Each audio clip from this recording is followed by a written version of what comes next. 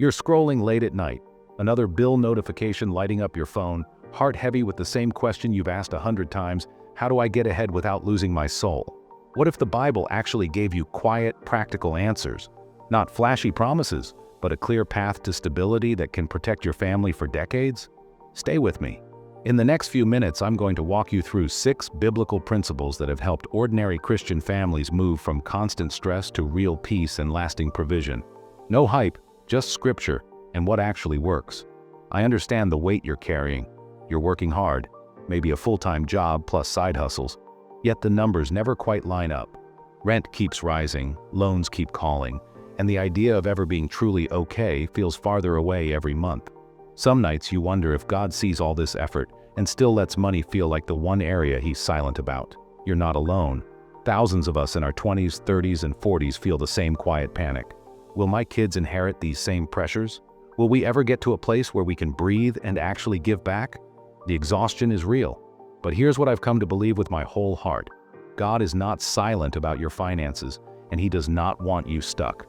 The Bible speaks clearly about money, not as an end in itself, but as a tool for responsibility, generosity, and multi-generational stability.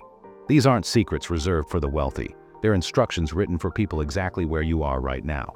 Let's sit together like friends and go through all 6, one at a time, with verses and real-life examples you can start using this week. 1. Intentionally leave an inheritance, even when you feel you have nothing to leave. Proverbs 13:22. A good person leaves an inheritance for their children's children. Scripture assumes you and I will think past our own lifetime. In practical terms today, that means opening a small savings account in your child's name, starting a modest Roth IRA, or getting an affordable term life insurance policy. A brother in my church began putting $50 a month into a 529 plan when his daughter was born. 18 years later, she graduated college with no debt and a strong sense of gratitude. You don't need to be rich to begin. You just need to begin. 2. Steward faithfully the little you already have. Matthew 25. The parable of the talents reminds us that God watches how we handle what is currently in our hands. Track where your money goes. A simple spreadsheet or app is enough. Cut waste you barely notice and start putting even small amounts into low-cost index funds or other steady investments. A young woman I know used a modest inheritance to buy her first rental property. She managed it carefully, and today that one decision covers her family's giving and much of their margin. Faithfulness with little opens the door to faithfulness with more. 3. Work diligently and wisely, not just harder, but smarter. Proverbs 10:4. Lazy hands make for poverty, but diligent hands bring wealth. Keep developing skills that increase your value. Online courses, certifications, or simply becoming the most reliable person at your job. One couple I know turned a weekend baking hobby into a small home business. They grew it steadily, created jobs for others, and now have income that will outlive them. God blesses consistent effort paired with Sabbath rest. 4. Practice generous giving as an act of trust. Proverbs 11:24-25. One person gives freely, yet gains even more. Start with a percentage you can sustain. Many begin with 10%, and give it first before bills. I've watched this principle prove itself over and over. When we put God first financially, margin shows up in ways we can't always predict. Teach your children generosity early, not from pressure but from purpose, so they grow up seeing money as a river, not a reservoir. 5. Stay out of or get out of unnecessary debt. Proverbs 22:7. The borrower is slave to the lender.